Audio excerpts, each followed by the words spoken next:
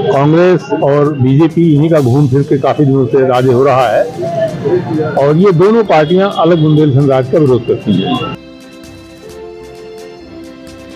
बुंदेलों ने 34वीं बार अपने खून से खत लिख मोदी से करी भूल सुधारवे की मांग। राजनीतिक दल नहीं चाहत बुंदेलखंड राज्य बने, सुलखान सिंह को कहबो है। बुंदेलखंड राज्य आंदोलन में कूदे यूपी के पूर्व डीजीपी।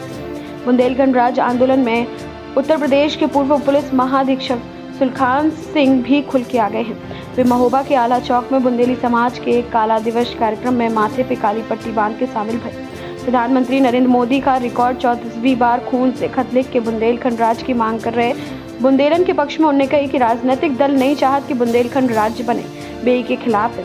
आपको बता दें कि महोबा मुख्यालय के आला चौक स्थित अंबेडकर पार्क में आयोजित कार्यक्रम में बुंदेली समाज के सदस्य ने आज काले कपड़ा पहने और अपने माथे पे काली पट्टी बांध के 1 नवंबर 1956 के उस सबसे त्रासदीपूर्ण दिन का याद करो जब बुंदेलखंड के 2 टुकड़ा करके भारत के नक्शा से मिटा दोगे। तो साथ ही बुंदेली समाज ने नेहरू सरकार की ऐतिहासिक भूल का सुधार कर फिर से बुंदेलखंड राज्य बहाल करने की अपील करी।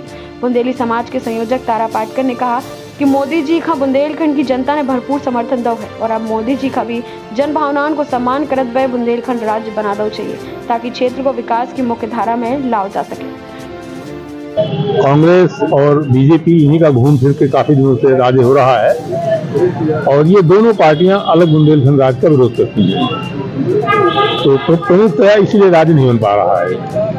दूसरा, इस राज्य को बनने के आंदोलन जो है वो इसलिए कमजोर हो जाते हैं कि ये बुंदेलखंड 2 राज्यों में बट चुका है, तो ये आपस में सामंजस्य नहीं हो पा रहा है।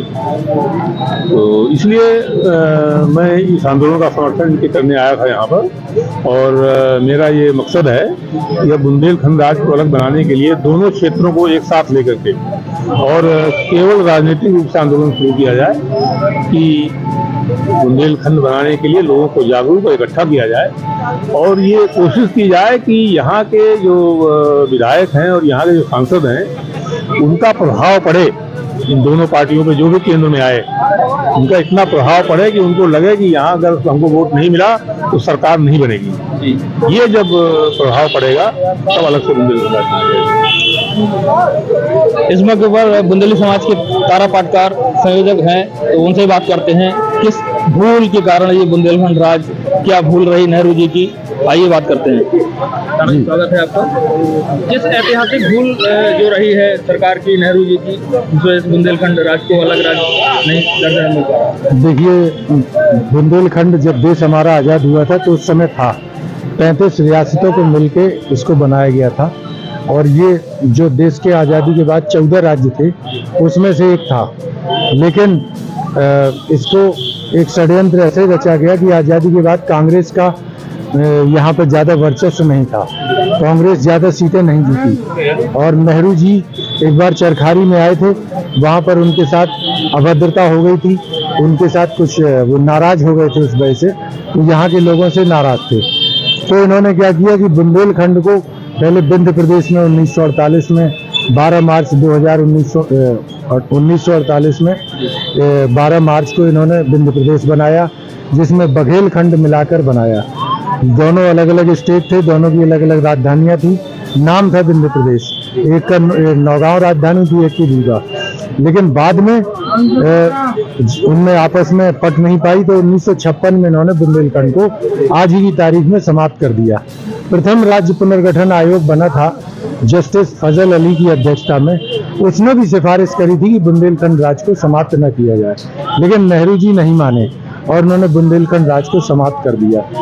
तो तब से बुंदेलखंड एक दंश झेल रहा है, 2 राज्यों के बीच में पिस रहा है। हम जो कहते हैं कि मोदी जी से कि आप, नेहरू जी ने जो उस समय गलती करी थी जिससे एक बहुत बड़ा एक भूभाग दुर्भाग्य का शिकार हो गया, पिछड़ गया, तो उसको पुनः मुख्य धारा में लाने के लिए एक अलग राज्य बनाया जाए, उसको बहाल किया जाए, इस भूल की हम बात करते हैं। ये बुंदेली समाज द्वारा कई बार खून से खत लिखा गया, इस बार फिर खून से खत लिखा गया, तो कितनी बार ये निरंतर ऐसे ही चलता रहेगा? कब? देखिए, 34 बार हम लोग लिख चुके हैं। पहले हम लोगों ने संकल्प लिया था कि हम लोग हर महीने खून से खत लिखेंगे, लेकिन कोरोना काल में वो डिस्टर्ब हुआ तो 2 साल हम लोग उसको नहीं कर पाए। तो फिर हम लोगों ने, कुछ हमारे साथियों का ये भी कहना था कि ज़्यादा खून इस तरह से बहाना ठीक नहीं है, तो हम लोगों ने रेगुलर न रख के उसको 2 महीने 3 महीने इस तरह से करते हैं और ये तब तक जारी रहेगा जब तक हमारे आंदोलन को कुछ प्रभावशाली मुकाम हासिल नहीं हो जाता। तो तारा जी का कहना है कि जब तक प्रभावशाली कोई निर्णय नहीं आता है तब तक हम लोग अनशन पर और ऐसे ही खून से खत लिखते रहेंगे। आपको बुंदेलखंड 24/7 लगातार ऐसे ही बुंदेलखंड की खबरों से रूबरू कराता रहेगा। कैमरामैन इमरान कुरैशी के साथ नितिन नामदेव, महोबा। फिलहाल की खबर में तो इतना ही।